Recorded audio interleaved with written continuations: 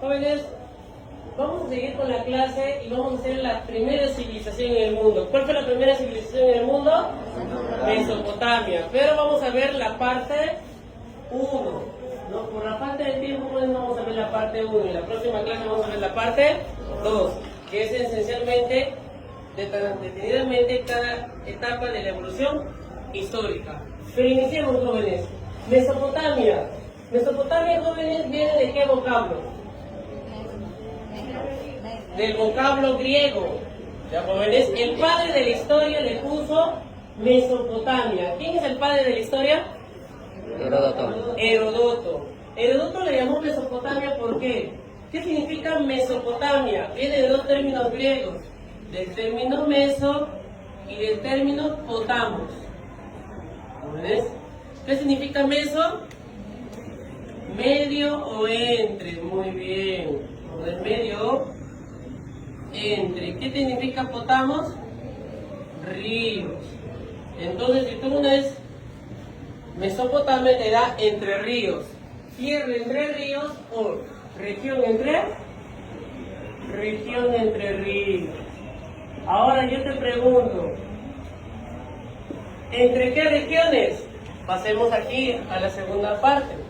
Entre la región, jóvenes, del Alto Mesopotamia, lo vamos a poner Alto A y M Mesopotamia, y el Bajo Mesopotamia. ¿Ya?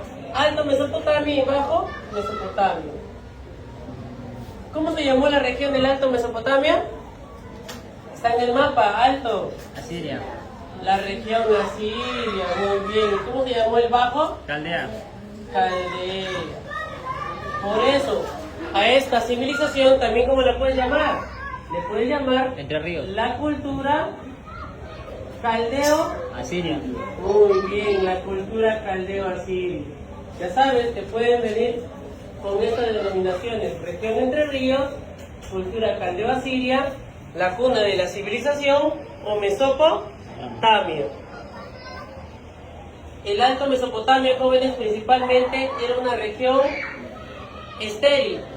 Por lo tanto, ¿qué actividad económica van a realizar en el Alto Mesopotamia? La ganadería. La zona fértil era el Bajo Mesopotamia. Por lo tanto, ellos desarrollaron la agricultura. Siempre el Alto quiso tener lo que tiene el Bajo, y siempre va a haber constantes conflictos entre el Alto y Bajo Mesopotamia. Ubicación. ¿Dónde exactamente se ubica la cuna de la civilización? Actualmente se ubica en el país de Irak, pero no solamente Irak. ¿El norte de qué? De Kuwait. Y el norte de Turquía. También pues abarcó esta civilización.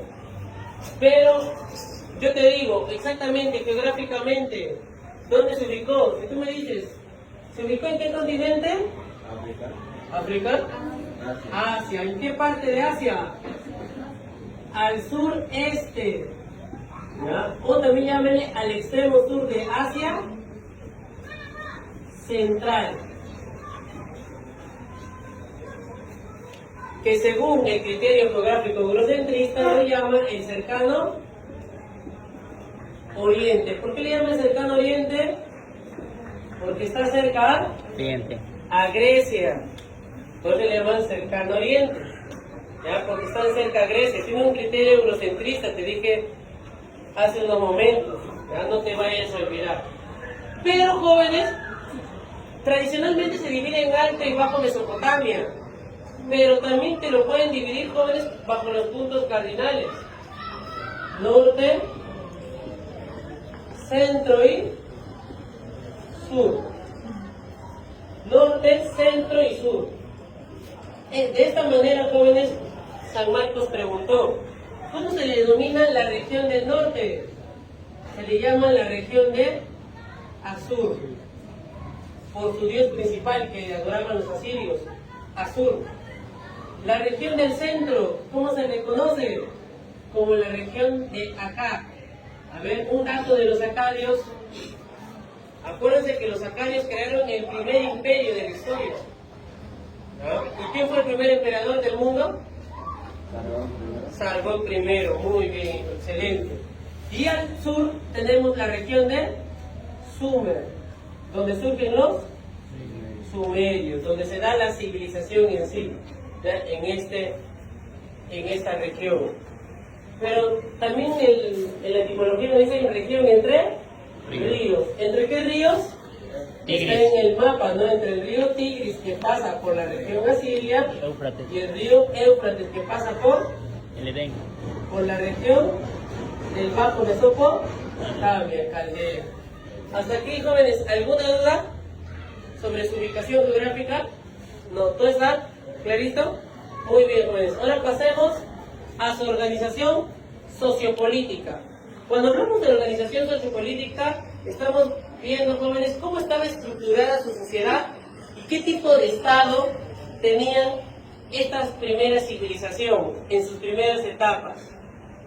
Los primeros estados en surgir dijimos que eran los estados teocráticos. Por lo tanto, aquí en el Perú y en la China y en cualquier parte del mundo, los primeros estados en surgir son los estados teocráticos.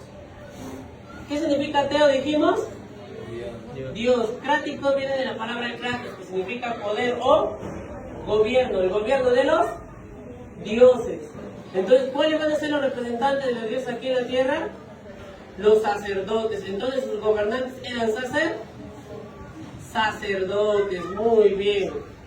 Pero era un estado teocrático militar,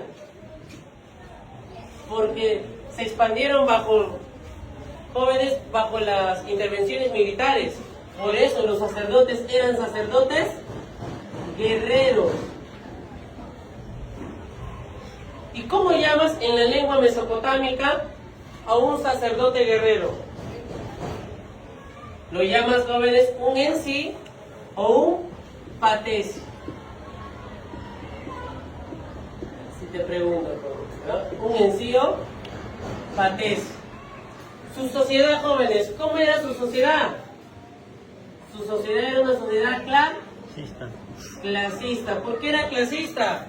Porque estaba dividida en clases sociales. La primera clase era la clase dominante, o también le llaman la clase privilegiada. La segunda clase le van a llamar la clase dominada o sometida, o también es conocida como la clase desposeída. ¿Jóvenes? Ahora, ¿quiénes son los que conforman la clase dominante? Tenemos al rey y a la nobleza, que es su corte. En la clase dominada, jóvenes, tenemos al pueblo y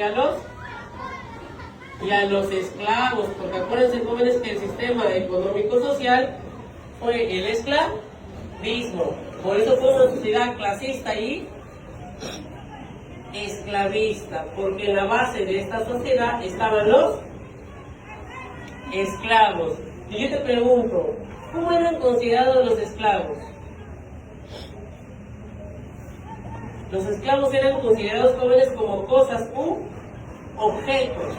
¿Qué quiere decir, jóvenes, que eran considerados como cosas u objetos? A ver si te preguntan en el examen. Supongamos, jóvenes, esta silla, ¿no? Esta silla se malogra. ¿Qué haces con la silla que se malogra? La botas, ¿no? Sí, que puede las reglas. Esclavo que no servía, lo mataban y lo reemplazaban con otro. O sea, ser esclavo en esta época era lo peor, porque no era considerado un ser humano, sino una cosa, algo que no tiene algo. Por eso, jóvenes, peor en Roma.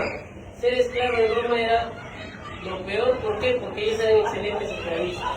Entonces, jóvenes, pasemos ahora a la clase dominante. Dijimos que en la clase dominante, jóvenes, el que dirigía la política era el rey. Al inicio, jóvenes,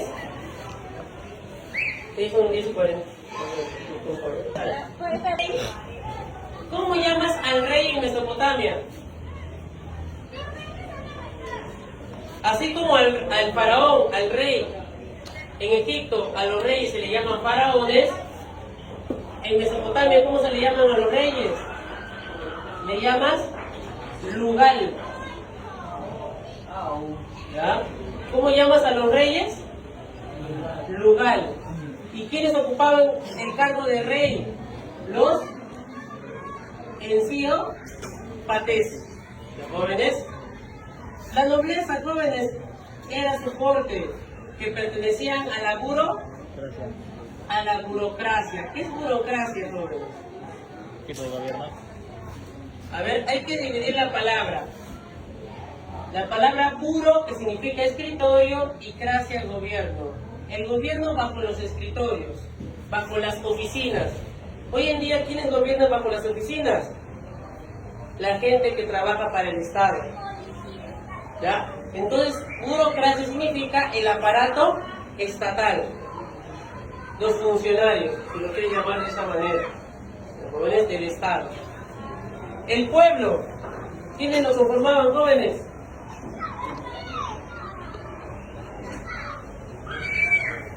A ver.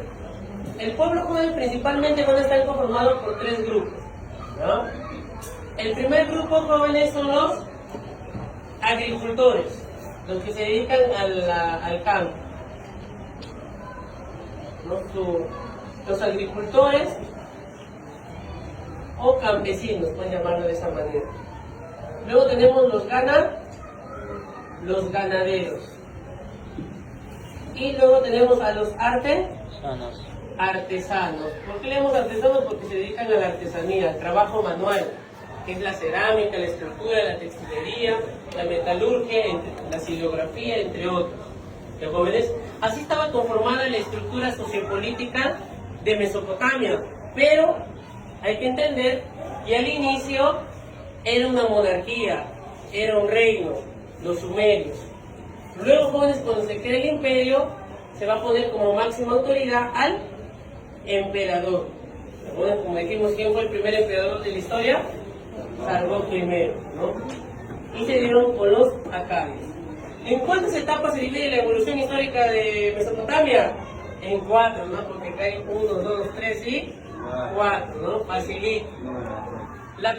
Tu número favorito ya. Entonces, jóvenes, la acadio. La siguiente etapa, el primer imperio babilónico. La siguiente se le conoce como el imperio asirio. Y la segunda se le conoce como el segundo imperio babilónico. Pero si en tu examen no viene segundo imperio babilónico, también ¿cómo lo puedes llamar? También se le llama, jóvenes, imperio neo-babilónico. También así se le puede llamar al segundo imperio. El renacimiento babilónico también se le conoce a este periodo, ¿ya? Porque renace nuevamente, ¿ya? Surge nuevamente. Otro dato, jóvenes, de las 4 etapas, ¿cuál crees que logró la máxima expansión? La etapa siria. Ya si te preguntan, fue la etapa también más sanguinaria, que lo vamos a ver en la próxima clase. ¿En qué etapa tú crees que se creó el primer código jurídico? Va a ser en el imperio babilónico. Lo vamos a ver en la próxima clase. Pero, jóvenes, otro dato más. Para que tú estudies más, el periodo sumerio-acadio se divide en 3. Es tripartita. Se divide en 3 partes. ¿Ya? Vamos a ver cuáles son esas 3 partes. La primera parte se le conoce como la etapa de los sumerios. La segunda se le conoce como la etapa de los acadios. Y por último, jóvenes, se le conoce como la etapa neo-sumerio. ¿Por qué neo-sumerio? Porque vuelven a surgir los sumerios. O también se le conoce como el renacimiento sumerio. Todas estas etapas, jóvenes, lo vamos a ver la próxima clase. ¿Ya? Hasta aquí, jóvenes, nos vamos a quedar.